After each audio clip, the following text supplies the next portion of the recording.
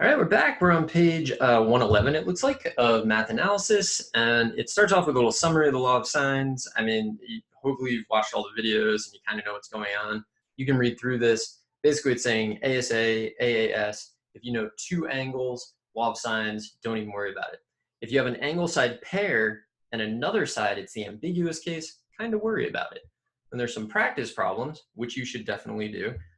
There's a really good online calculator for like checking your answers that, like, if I remember, I'll put it in the description in the video of the video on YouTube, but I probably won't remember that, but I don't know. Hopefully I will. So anyway, try those, check your answers, compare them with other people, maybe work with other people. It's a really good way to learn. Let's move on to this. I don't exactly know why this is here because it doesn't exactly fit, but whatever. So it's really just the area of a triangle. So it's 1/2 base times height. The question is, like, what's going on with the height, I guess. So what we're going to do is we're going to suppose that the triangle at left, you know all three angles and all three sides. So you don't know the measures of the altitudes, but you can find them, right? Because it's the ambiguous case. In the ambiguous case, you always know how to find the height. So you always do other times sine of the angle. But it's useful in this particular case to think of other as like the hypotenuse of the triangle.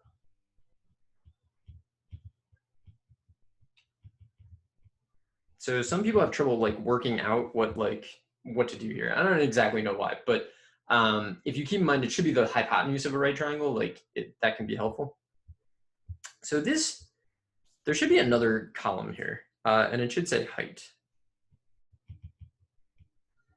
Right, so what we're going to say is based on the angle being A and the base being B. Angle is A, base is B. So angle A, and then the base is B. So I'm going to do a lot of drawing and then erasing. We want to find the area. Well, if the angle is A and the base is B, I want to find the height of this thing. So the height that I need to be able to do this is this, right?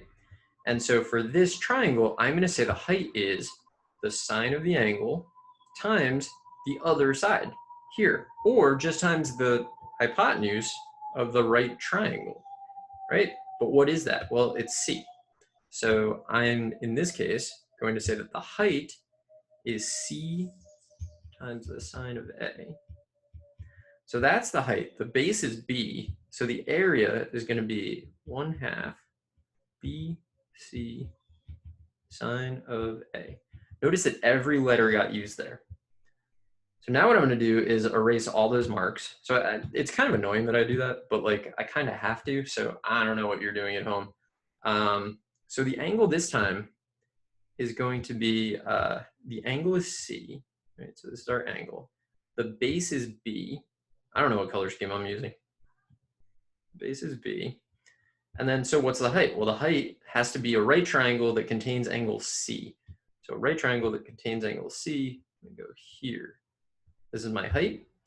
Now, how do I calculate that height? Well, the height should be sine of the angle times the hypotenuse. And what's the hypotenuse? It's opposite A, so it's gonna be A. So our height is gonna be A sine of C. So my area is gonna be 1/2 AB sine of C. Okay, so at this point you might start getting suspicious. So it looks like what does it look like here? I mean, let's erase some stuff. So when we wanted to find the area of the triangle, right, just of the triangle in general, it's 1/2 BC sine A. Let me highlight some of those. So B, C, and then we did the sine of A. So it's two sides and the angle between them. So it's 1/2 side, sine of the angle between them. Let's see if that worked out for the next one. So it was 1/2 AB sine C. So I got to highlight some stuff. So A, and then B, and then we did the sine of C. Again, it's side, sine of the angle between them. 1/2 side, side, sine of the angle between them. So actually, we don't really need to do the work on the rest of these. We can just write them down. So here, you just use you use all the letters, basically. So here it's going to be 1/2. So the angle is A, so I know it's going to be B times C sine of A. And you can work these out, but it's going to work.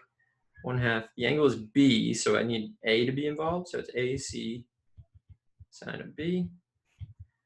Here the angle is B, so it's going to be AC sine of B.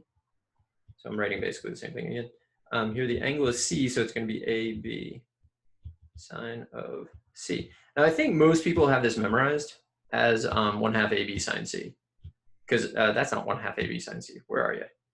1/2 AB sine C. I think this is like the most standard way to memorize it, but they're all valid, and it's really just 1/2 side, side, sine of the angle between them.